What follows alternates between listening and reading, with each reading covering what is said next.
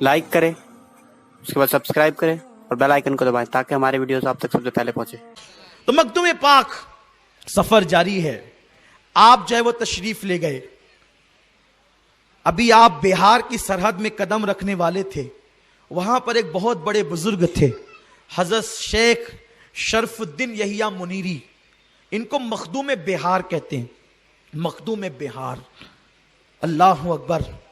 इन्होंने जैसे ही बिहार की सरहद में कदम रखा तो मखदूम बिहार ने अपने मुरीदों से कहा, एक मखदूम आया, दूसरा मखदूम जा रहा है।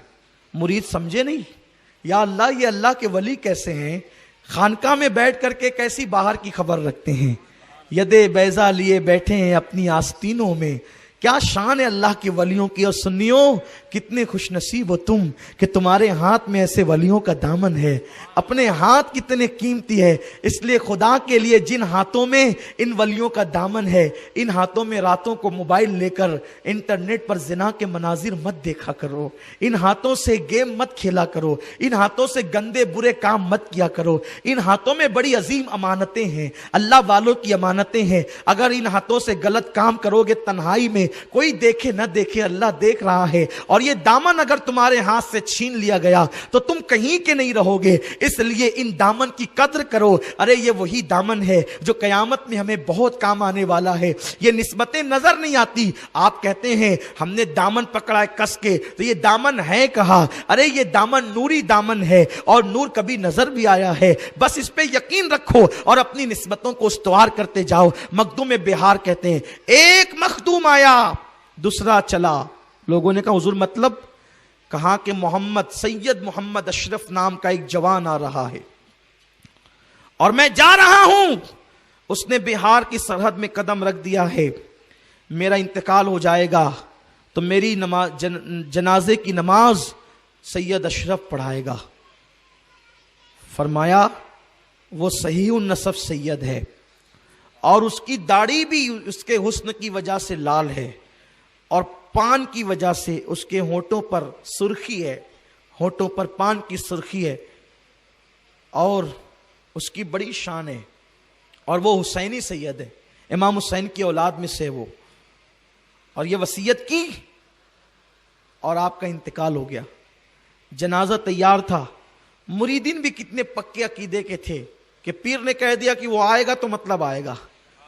जनाजा रख करके ढूंढने लगे कि हमारे पीर और मुर्शिद की वसीयत है कि मेरी नमाज जनाजा सैयद पढ़ाएगा, हुजूर की खानदान का फर्द पढ़ाएगा। अल्लाह अकबर। तो लोग निकले ढूंढने के लिए, तो देखा कि मखदूम पाक सामने से आ रहे हैं। कहा आपका नाम? कहा सैयद मोहम्मद अशरफ। कहा हुजूर चलिए, हमारे पीर और मुर्शिद शेख शरफुद्दीन यहिया मुनीरी का इंतकाल हो गया है, आप जो है वो तशरीफ लाए। और आने के बाद आपने नमाज जनाजा पढ़ाई, नमाज जनाजा पढ़ाई और आपको दफन कर, तदफीन हो गई। तदफीन करने के बाद मखदूम अशरफ ने कहा भाई हमने नमाज जनाजा तो पढ़ाई, लेकिन हमारी अमानत भी तो दो, हमारी अमानत दो हमें। लोगों ने कहा हजरत आपकी क्या अमानत है?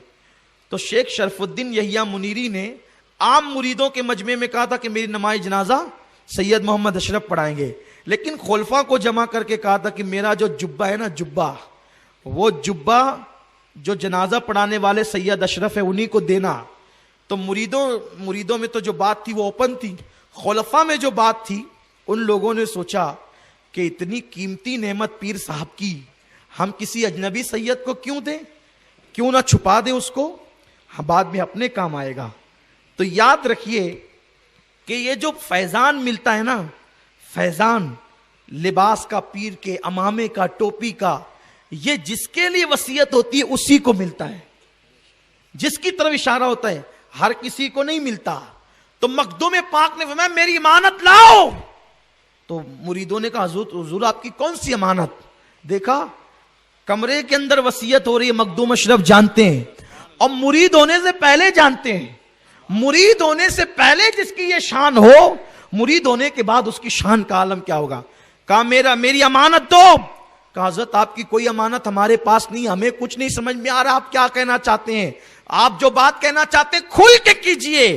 तो सरकार मखदूम अशरफ जहांगीर सिमनानी ने फरमाया कि तुम्हारे पीर और मुर्शिद ने اپنے جبے کے بارے میں وصیت کی تھی کہ میرا جبہ جس نے نماز جنازہ پڑھائی ہے اسی سید محمد اشرف کو دینا یہ خرقہ، تو وہ میری امانت ہے، مجھے دو۔ تو خلفاء نے اب بات اوپن ہو گئی تو کہا کہ اشرف صاحب یہ جبہ ہم رکھنے والے ہیں اس لیے ہمیں چاہیے۔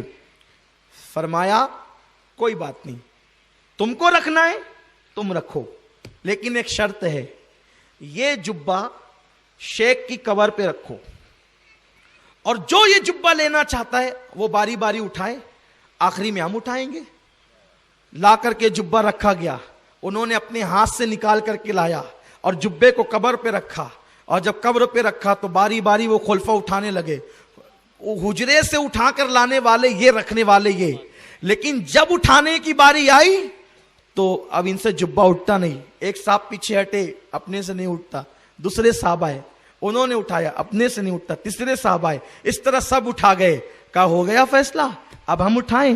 سرکار مخدوم اشرف نے اٹھایا، پھول کی طرح جبہ اپنے ہاتھ میں لے لے، اس کو پہنا، وجدانی کیفیت طاری ہو گئی، وجد کی کیفیت آپ پہ طاری ہو گئی، اور اس کے بعد پڑھنے والے آئے، اور اس کے بعد محفل سما شروع ہوئی، اور پھر اللہ اکبر مخدوم پاک وجد میں رہے۔ جب آپ پر وجد کی کیفیت ختم ہوئی تو جبہ اتار کر کے جو پڑھنے والے منقبت خواہ تھے ان کو دے دیا۔ تو لوگوں نے کہا حضرت یہ اتنا قیمتی جبہ جو قبروں پہ رکھنے کے بعد کوئی اٹھا نہ سکا، آپ نے پہن لیا اور اٹھا کر کے منقبت خانوں کو دے دیا۔ فرمایا کہ جو پہننے کے بعد جتنی اس میں نعمتیں تھی، تبرکات تھے، روحانیت تھی، وہ سب جذب کر لی، اور خالص کپڑا اٹھا کر کے جو ہے میں نے جس کا حصہ تھا ان کو دے دیا۔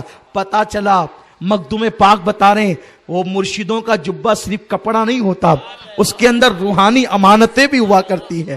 ابھی پھر اس کے بعد آپ نے کچھ دن وہاں قیام فرمایا، لوگ بہت متاثر ہوئے۔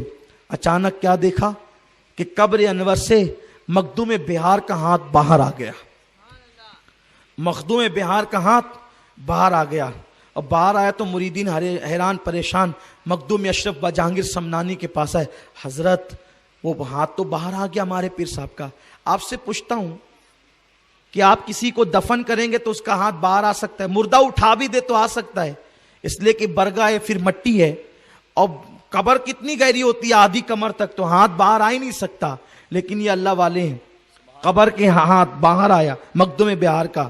پھر مخدوم اشرف آئے، آنے کے بعد کہا شاید تم نے کوئی غلطی کی ہے۔ کہا حضور کوئی غلطی نہیں کی، تمہارے پیر نے وصیت کی تھی کہ مجھے تبرکن رجال الغیب سے یا پیر و مرشد سے ٹوپی ملی تھی، تاج، تو وہ مجھے میری قبر میں رکھ دینا، تو تم نہیں رکھے۔ کہا حضور ہم بھول گئے غم کی وجہ سے۔ کہا وہ مانگ رہے ہیں، تو جب لا کر کے دیے تو ٹوپی ہاتھ میں رکھی تو ہاتھ اندر ہو گیا۔ یہ اللہ والوں کی شان ہے۔ پھر مخدوم پاک سفر کرتے کرتے جب پنڈوا کے قریب پہنچے، اصل داستان یہ ہے، تو مخدوم پاک کے پیر و مرشد جب مخدوم پاک پنڈوا کے قریب پہنچے تو آپ یوں کرتے تھے، دیکھ رہے ہیں، لوگ کہتے تھے حضور آپ چند دنوں سے یوں کیوں کرتے ہیں، کیا سونگتے ہیں؟ فرماتے ہیں جس کا انتظار میں بیٹھا تھا اس کی خوشبو آ رہی ہے، اور وہ میرا اشرف آنے والا ہے، اشرف آئے گا۔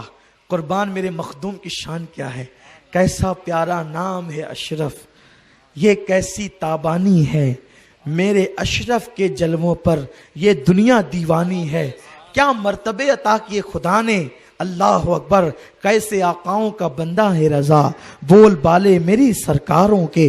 تو آپ سونگتے تھے، کہا کہ جس کے لیے بیٹھا تھا اس کی خوشبو آ رہی ہے۔ پھر آپ نے فرمایا پالکی سوارو، پالکی تیار کرو، اور اب چلو۔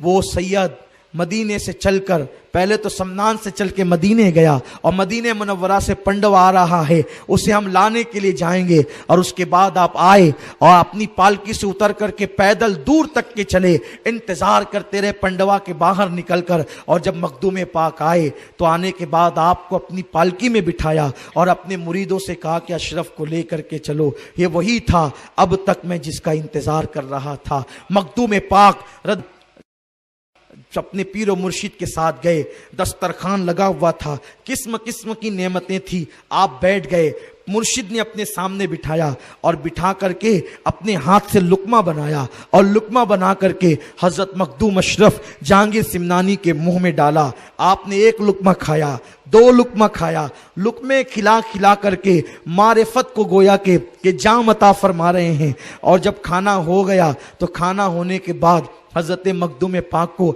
अपने मुंह का पान निकाल करके वलाउलक पंडवी ने उनके मुंह में डाला और उसके बाद मारिफत के वो जाम अता किए। फिर आपने अपने उस मुरीद के कान में कहा, देखो मखदूम अशरफ का मर्तबा क्या है कि पीर कान में कह रहा है। जब कान में कुछ कहा तो आपकी आंखों में आंसू आ गए, कहा कि जी मैं कहूँगा, करूँगा। तो उस वक्त तो दूसरे मुरीदों ने पूछा कि पीर साहब ने कान में कुछ कहा, तो उस वक्त आपकी आंख में आंसू क्यों थे? और आपने कहा ठीक है कहूँगा कहूँगा। तो कहा कि दरअसल ये बात बताने की तो न थी, लेकिन आपने पूछा है तो बताता हूँ कि मेरे पीर और मुर्शिद ने कहा कि जब अल्लाह तुझे मकाम कुतबियत अता फरमाएगा और वो मकाम तुझे अल्लाह शबे कद्र में अता फरमाएगा, तो उस वक्त तुझ पर अल्लाह की अनवार की खास बारिश होगी, तजल्लियात का ज़हूर होगा, तजल्लियात का नुज़ूल होगा। तो उस वक्त तू अल्लाह की बारगाह में मेरे बेटे के लिए भी सिफारिश कर देना कि अल्लाह उसको भी मकाम और मर्तबे अता फरमा दे। जिसका पीर और मुर्शिद जिसकी बारगाह में दुआ की गुजारिश करे, ये मखदूम अशरफ जहांगीर समनानी का मर्तबा है, ये उनका मकाम है। और आज हम उनकी